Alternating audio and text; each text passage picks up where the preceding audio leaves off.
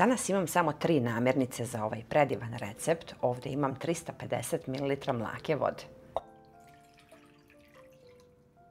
Dodat ću 1 kašičicu soli i sad ću samo da dodajem brašno postepeno. 500 grama sam pripremila.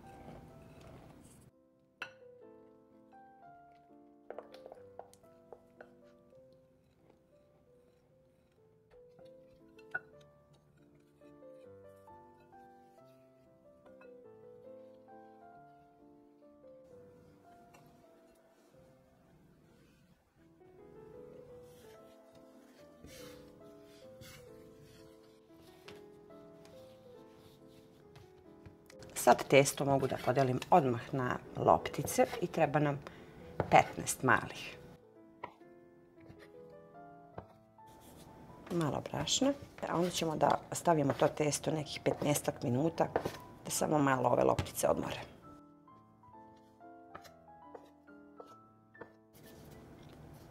Evo loptice, one su baš male. Sklanjamo sa strane i pokrijemo krpom i čekamo 15 minuta.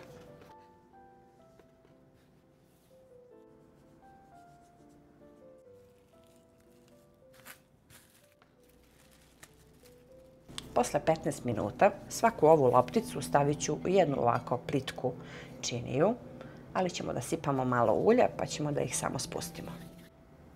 Stavimo malo ulja i onda svaku lopticu ovako samo malo umočimo u ulje i ređemo. Sad kad ih ovako premažemo sa ulje, potrebno je 15 minuta da ih tako pokrijemo, da odstoje, a onda ćemo da radimo dalje.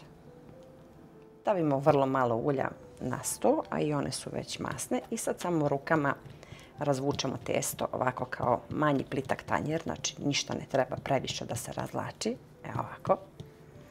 A to tako jednostavno ide, nema razvlačenja, nema ništa. I sklonimo sa strane, onda sljedeću i sve tako. Obavezno vrlo malo ulja, znači stavimo preko ove kore prve, pa stavimo drugu preko. Treća korica, slažemo po 5. Ovdje ćemo da imamo 5, pa ćemo i ostale isto tako, vidjet ćete.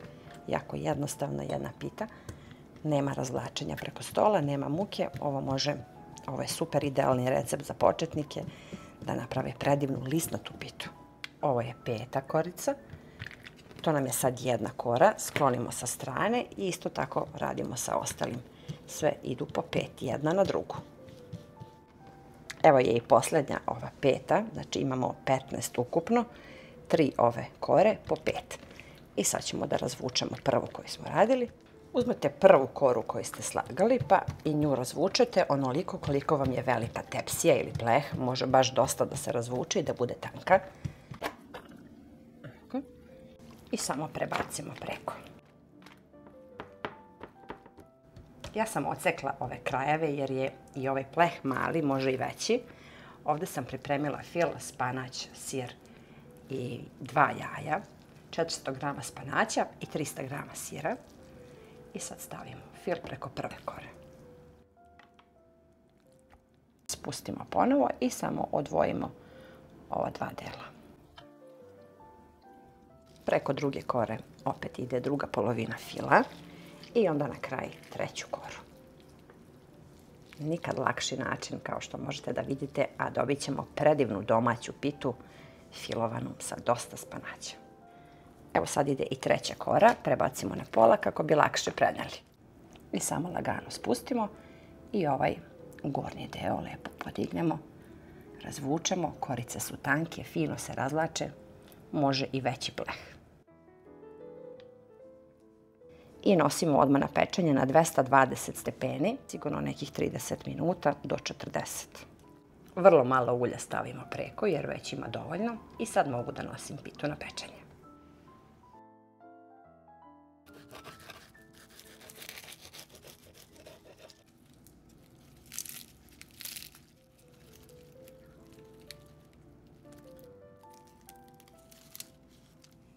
Predivna jedna pita, tako je tanka, puna listića, s polja hrskava, a prepuna fila, kao što vidite, stvarno je idealna za doručak, za večeru, uz šolju jogurta ili kiselog mlijeka.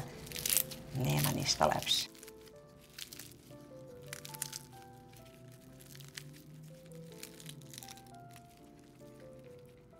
Ukoliko želite da vam ova pita bude deblja, ne tanka kao moja, možete naravno u manju tepsiju. Mi volimo ovako tanku, a da bude previše fila i stvarno je predivan ukus, nema ništa slađe. Puno je lepša nego pita sa gotovim korama. Nešto na brzinu, bez puno muke. Obavezno probajte ovaj recept, pišite mi u komentarima. Sve vas puno pozdravlja vaša Aurora, pa se vidimo uskoro sa nekim novim receptom iz moje kuhinje.